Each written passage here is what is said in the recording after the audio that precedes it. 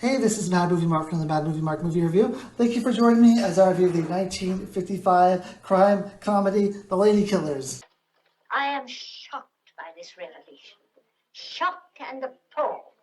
Well, I hope I'm not shocking or appalling anyone. That's definitely not what I'm here for. I'm reviewing every movie that has 100% fresh rating on Rotten Tomatoes. I'm giving them all a score of 1 to 10. After I watch them and score them all, I will rank them from worst to best. I started the 1920 silent movie era, and now I'm at 1955 with The Lady Killers. So this movie stars Alec Guinness as Professor Marcus, Peter Sellers as Harry Robinson, Kate Johnson as Louisa Wilberforce, has 100% fresh rating from the critics and an 87% fresh rating from the audience. Now, when this movie opens up, we are introduced to an older woman, probably in her 50s or 60s. Her name is Lousia Wilberforce. Now, she is a very nice old lady.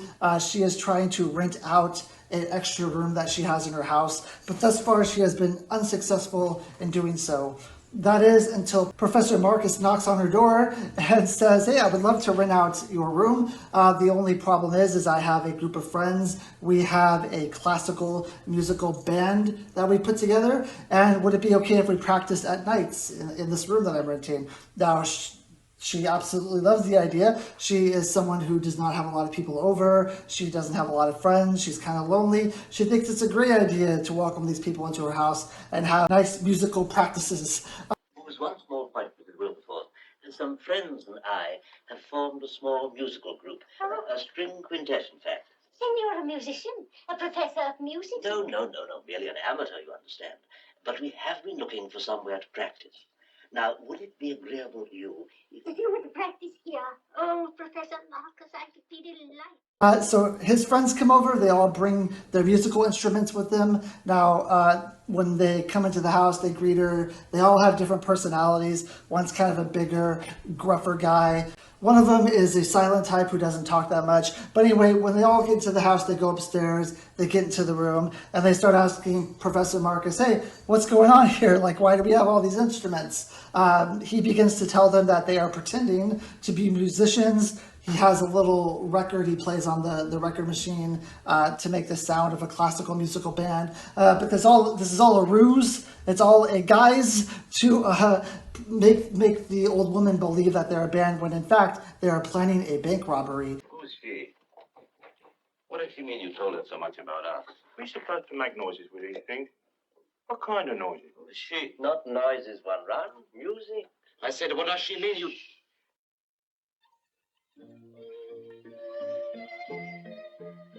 So, and she will end up being part of the bank robbery. She just doesn't know it. So they plan out their bank robbery, and when it comes to the day of robbing the bank, what they do is they rob an armored car.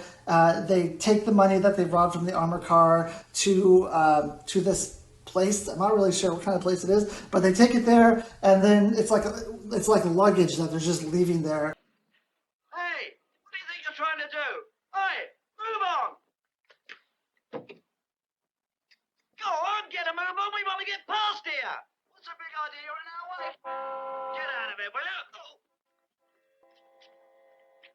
And the plan is to have the old lady pick up the luggage for them and bring it home, only she doesn't know what the contents of this luggage is. She just thinks that she's doing them a solid. She's helping them by going and picking up their luggage for them. So she ends up picking up the luggage. It gets back to the house that they're living at. Having a trunk set up from where was it? Cambridge. He's leaving today. He was so busy that he... Cambridge for Marcus. Right, will you sign for it, please, Mum? That it is. Right. Going out. How many?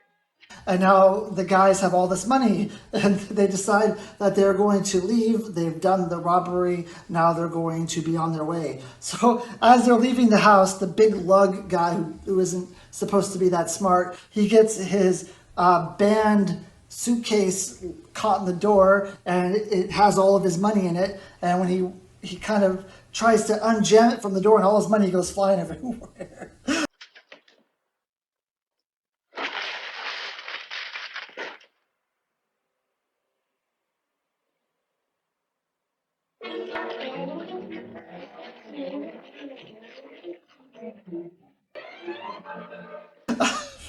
Now, the other crooks, they are like, she saw this, she's going to tell everyone that we have all this money, that we robbed this bank. We have to go back in there and convince her that this is not a big deal, that he sold a barn, he sold a farm that he had, and he has all this money now.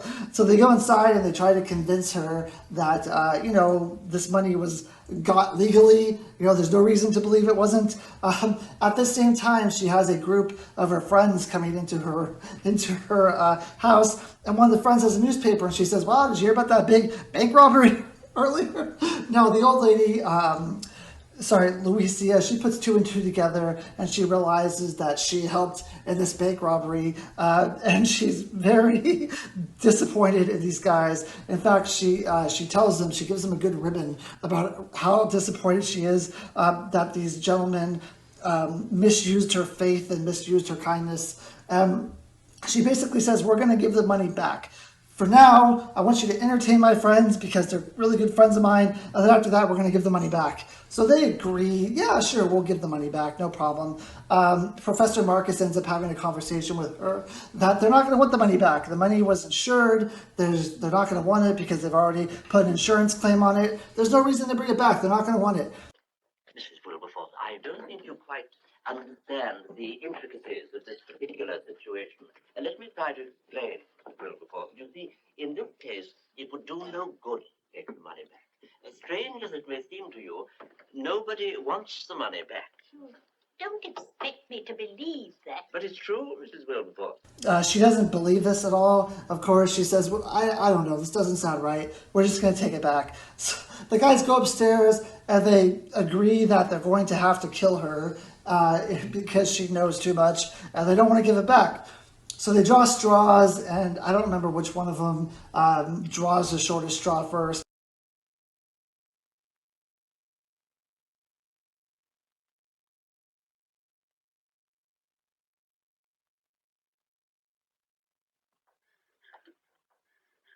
No, I won't. I can't. Come now, Major. Enough of that. But they each, so the guy who draws the shortest straw, he is set to murder her, but he's not able to do it. He just doesn't have it in him. He's not a murderer, he's a thief. So instead he tries to make off, he tries to sneak out with the money himself. The other guys catch him and they end up killing him. And then one by one, each of these bank robbers draw short straws. Each of them are tasked with killing her. Each of them are unable to do the job for one reason or another. And eventually they all get killed. They all die. And the last one standing is Alec Guinness. Alec Guinness, his character, Professor Marcus, he ends up killing the last guy. And then as he goes to celebrate, he dies himself. He also dies. You'll have to see this. You don't have to see it to see how he dies, but it's pretty funny. He dies himself.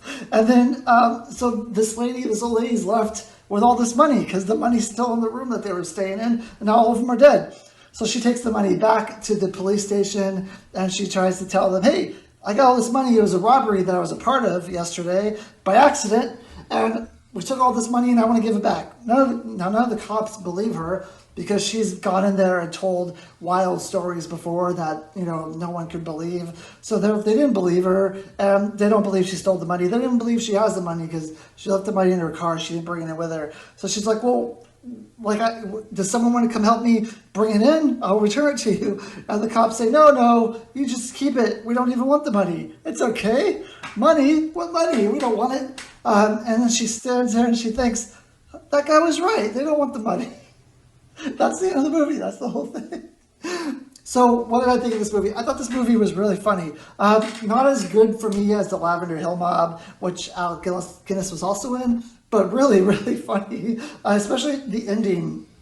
Now the ending and the part where they rob the bank and she's completely aloof to the fact that she's robbing the bank, that was pretty funny. But the ending where they all are tasked with killing her, they're all unable to do it. And it's just a series of blunders and a series of missteps and just them running around the house trying to figure out where the other person is and trying to figure out where the money is. It's just really zany a little bit, and it's really quite hilarious. And at the end, when you think that Professor Marcus is going to be successful and he gets killed too is pretty funny, but nothing is as funny in this movie at the end where the cops actually don't want the money.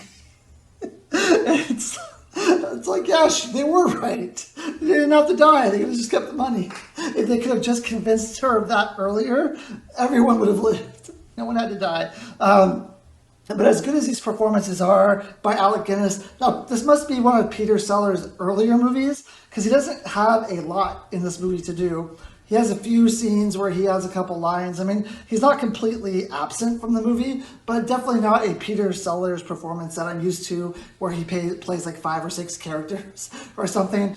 So this, I'm assuming, is one of his earlier works because Professor Marcus, Alec Guinness really provides a lot of the comedy here. And my God, I say this every time I see a movie with him, but what a great actor he is, and I never knew until, like, I only knew him from Star Wars. That's all I ever knew him from. I started this Rotten Tomatoes list, and now I get to watch all these amazing movies that he's in, and they're hilarious. Now, those are big stars in this movie, Alec Guinness and Peter Sellers, but the true star of this movie is Katie Johnson, and it's because she plays the perfect role of being aloof throughout the whole movie, of not knowing that anything's going on, not knowing that anything's amiss. She just kind of is like that really nice grandma type of character that'll bring you tea, that'll ask if you need anything to eat, if you need anything to drink.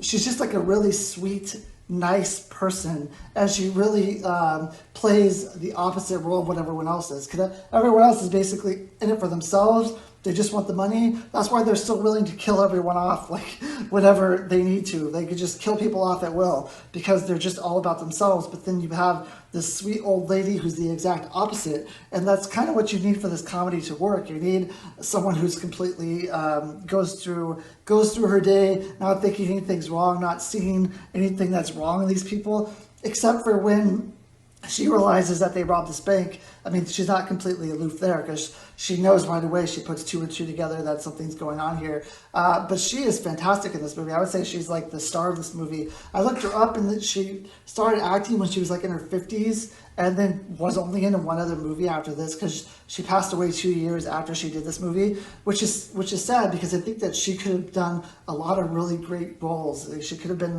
this really terrific actress that did much more than she did, and it's really sad. But yeah, the action in this movie, the build up in this movie, the fact that at the end they're all kind of like just angry and mad at each other, and they're all just so greedy that they want the money for themselves, and even though they're willing to kill themselves, they're not willing to kill her because I think it's because they see that she is like a good person and she's a good character and she is nice and she's sweet, and maybe they see what they wanted their mom to be like. I don't know, but they're unwilling to kill her. They're unable to kill her, but then they're willing to kill themselves because they are the people that they're around are all bad people. So they're much more willing to get rid of them than they are willing to get rid of her. And I think that's a really great aspect of this movie. I thought that the directing was good. The story is also, I mean, obviously good. The script is fantastic. I will say, as funny as I thought this was, like I said, it wasn't as funny to me as like that Lavender Hill Mob. It wasn't as funny as Kind Hearts and Coronets, but it definitely is a really good 1950 comedy. I'm really glad I'm out of the 1930 comedies and I can finally find comedies that I actually find to be funny. So all in all, I give this movie an 8.5. I thought it was really good. I recommend it to anyone who just wants a kind of slapstick funny comedy. Thank you. I hope you have a great day.